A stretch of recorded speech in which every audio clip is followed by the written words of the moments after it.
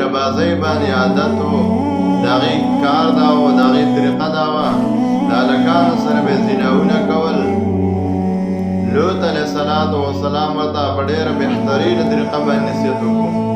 دا په صدوم علاقه کې دا خلک آباد وو او دا ګیرې خرول دا خلکو شروع کړله، او دا ګیرې به یې دې لپاره خرولې چې موږ خلکو ته ورکوټې ښکارو او موږ خلکو ته واړه ښکارو.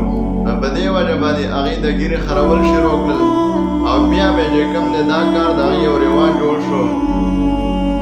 چې کله رواج جوړ شو چاته به ګناه نه ښکارېدله. علماو لیکلي د لوط علیه السلام په قوم کې هغه لس داسې غلطیانې پکې وې چې په نورو امتونو کې دا نه وي.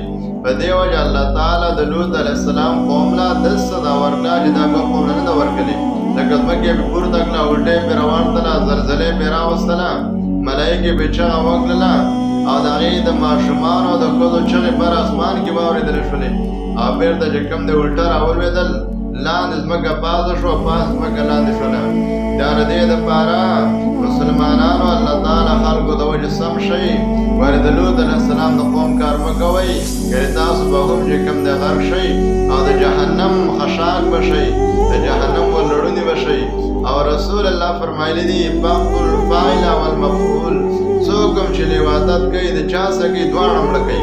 دا مرضین دي، د دې نه علاقه کې مرض خورېږي، بېدیني خورېږي او د دې نه چې کوم دی د علاقه خرابېږي.